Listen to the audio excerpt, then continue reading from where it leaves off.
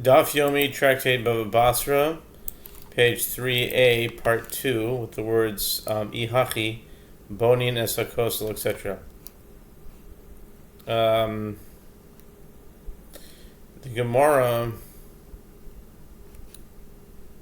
rejects this argument. If so, the words build the wall are imprecise. As the Tana should have said, they build it, since the wall and the partition are one and the same.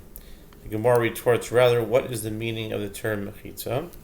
A division. If it is so, that the term mechitza means a division, the words who wish to make a division are imprecise, as the Tana should have said, who wished to divide. The Gemara answers, the phrasing of the Mishnah is as people commonly say, come, let us make a division. Consequently, the Mishnah can also be understood as referring to two people who wished to divide a jointly owned area. The Gemara asks, according to the understanding that the mechitza means division, but if damage caused by sight is called damage, why does the Tana specifically teach that if they wish, they build a wall? Even if they did not both wish to do so, it should be possible to compel the reluctant party to build a wall between them.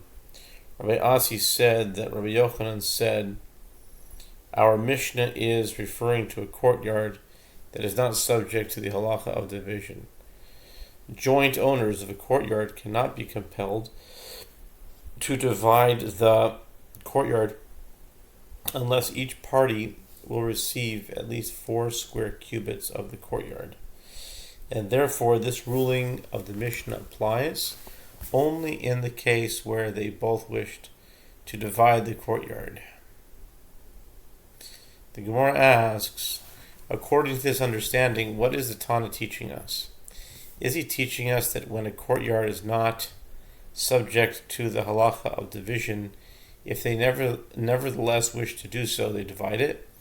But we already learned this in the latter clause of a different Mishnah, 11a.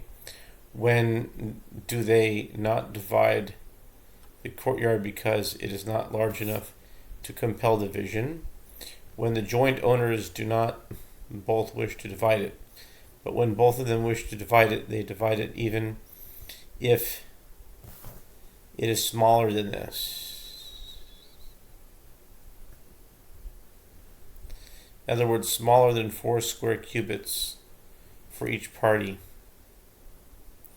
The Gemara answers, if we had learned this halacha only from there, I would say that they divide the courtyard even if it is smaller than this by constructing a mere partition of pegs, which does not prevent invasion of privacy. Therefore, the Tana teaches us here in this Mishnah that if they wish to divide the courtyard, they can be compelled to build a proper wall.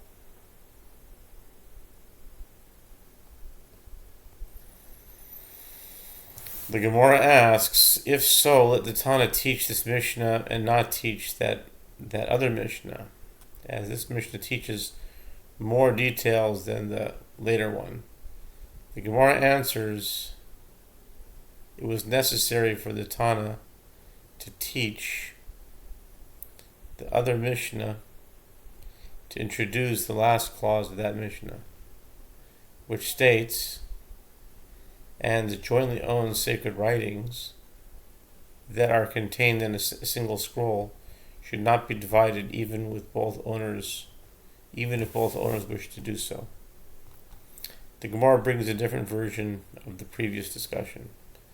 And if they wished to divide the courtyard, what of it? What forces them to build the wall? If one of the parties does not wish to build a wall, let him retract. Rav Asi said that Rabbi Yochanan said that the Mishnah is not discussing a case where they merely reached a verbal agreement to divide the courtyard, but rather with a case where each party performed an act of acquisition with the other, confirming their respective commitments. Therefore, neither side can retract. The Gemara asks, rather than teaching us a case where the courtyard is not subject to the halakha of division, but nevertheless they wish to divide it, let the Mishnah teach us a case where the courtyard is subject to the halakha of division, even if they did not both wish to divide it. The Gemara answers, had it taught us only a case where the courtyard is subject to the halakha of division, that applies even if they do not both wish to divide it, I would say that in a case where the courtyard is not subject to the halakha of division, then even if they both wish to divide it, if one of the parties does not wish to build a proper wall, he cannot be compelled to do so. Therefore, the Mishnah teaches us that he is compelled to participate. The Gemara asks, but how can you say this? Doesn't the latter clause of the Mishnah 11a teach when do they not divide the courtyard?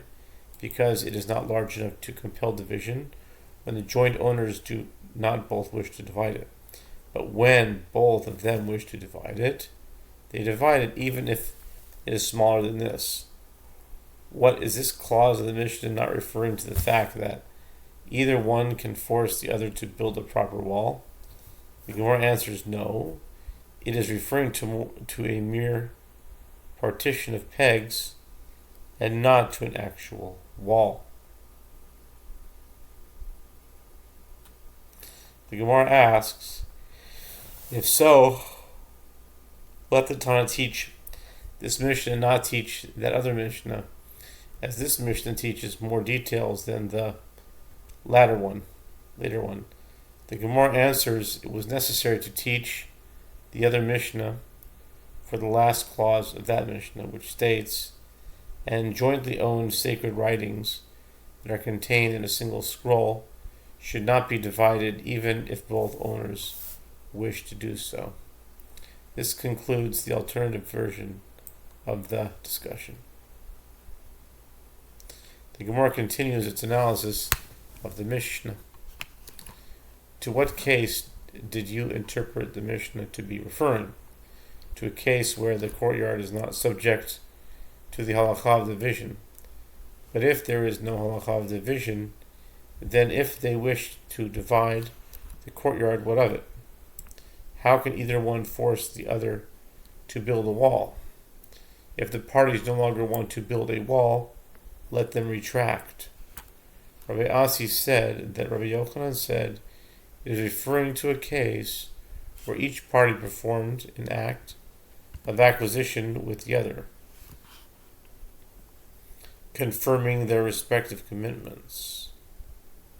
Therefore, neither party can retract.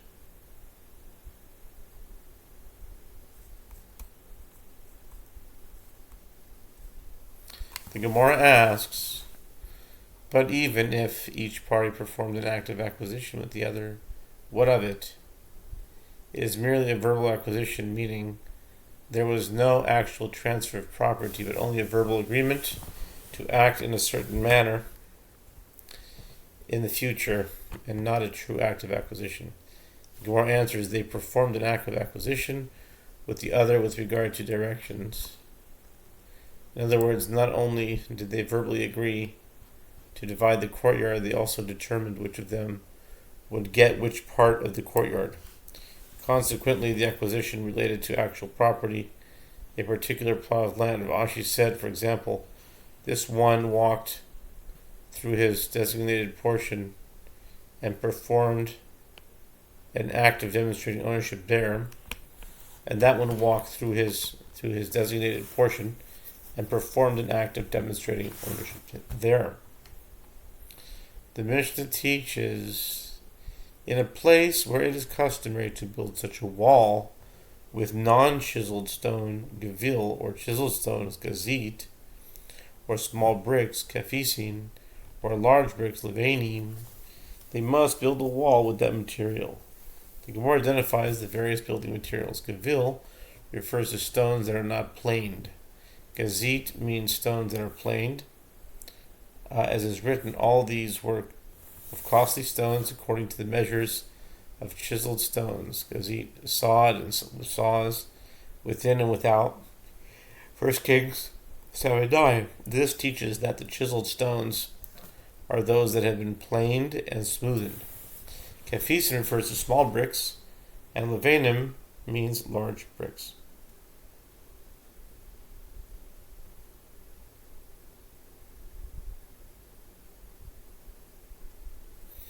Rabba, the son of Rava, said to Rav Ashi, "From where do you know that Gavil refers to stones that are not planned, and this extra handbreadth that a wall of Gavil is as compared to what a wall of Gazit has is for protruding edges?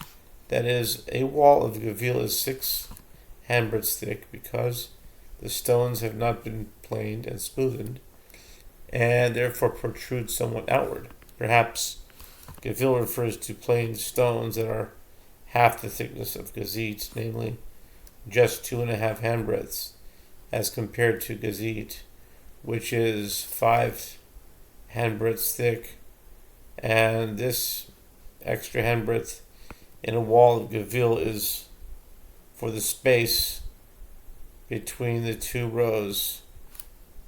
That is, a wall of Gavil is actually 2 walls of plain stones that are each 2.5 handbreadths thick, and the 2 walls are separated by 1 handbreadth, which is later filled with mortar for added strength. A proof for this explanation can be brought from what we say that kafisin are small bricks, whereas levanim are large bricks, twice the thickness of small bricks. And this extra handbreadth of thickness that a wall of kafisin has compared to a wall of levanim is for the space between the 2 rows of small bricks.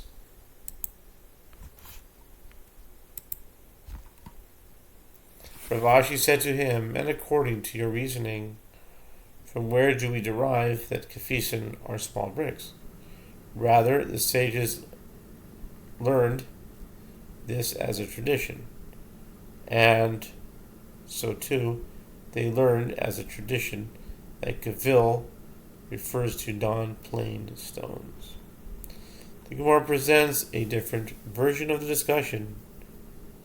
There are those who say that Rav Acha, the son of Rav Avia, said to Rav Ashi, "From where do you know that kafisin are small bricks, 1/2 the width of large bricks, and this extra handbreadth of thickness that a wall of kafisin has compared to what a wall of levanim has covers the space between the 2 rows of kafisin? Perhaps you should say, what are kafisin? Stones that are not planed, and this extra handbreadth of thickness the wall of kafisin has in comparison to what a wall of levanim has is for the protruding edges." And proof for this explanation can be brought from what we say, in that, in other words, that Gavil refers to stones that are not planed, whereas Gazit means plain stones. And this extra handbreadth of thickness the wall of Gavil has compared to a wall of Gazit is for the protruding edges. Rav Ashi said to him, "And according to your reasoning, from where do we derive that Gavil are stones that are not planed? Rather, the sages learned this as a tradition. Here too they learned as a tradition that kafisin are small bricks." Abaye said, "Learn from it that the space left between the 2 rows of a wall is always a handbreadth." The Gemara comments, "This matter applies only when the 2 rows of the wall are filled with mortar. But when they are filled with gravel, more space is required. And there are those who say that this matter applies only when the 2 rows of the wall are filled with gravel. But when mortar is used to fill in the space, not as much space is required, and less than a handbreadth suffices. The Gemara asks, is this to say that in the case of a wall of chiseled stone, if for every 4 cubits of height there are 5 handbreadths of thickness, the wall will stand, and if not, it will not stand, as this is the required ratio between the wall's height and its thickness. But wasn't there the 1 cubit thick wall separating the Holy of Holies from the sanctuary of the temple, separating the Holy of Holies from the sanctuary, which was 30 cubits high, and its thickness was only 6 handbreadths, and nevertheless stood? The Gemara answers, since there was an extra handbreadth of thickness, it was able to stand even to such a great height. The Gemara asks, and what is the reason that in the second temple they did not fashion an amatraksin to separate between the Holy of Holies and the sanctuary, as they had done in the first temple? The Gemara answers, when a partition stands, even though it is only 6 handbreadths thick, it is able to remain standing up to 30 cubits in height, but it will not be able to stand if it is more than that height. The second temple was taller than the first temple, and therefore the partition separating the Holy of Holies from the sanctuary also had to be higher. The Gemara comments, and from where do we derive that the second temple was taller than the first temple? As it is written, the glory of this latter house shall be greater than that of its first. Haggai 2:9. And Rav and Shmuel disagree about the meaning of this verse, and some say it was Rav Yochanan and Rav Elazar who disagreed as to its meaning. One of them said that it means that the second temple will be greater in the size of its structure, or it's taller, and one of them said it will be greater in years.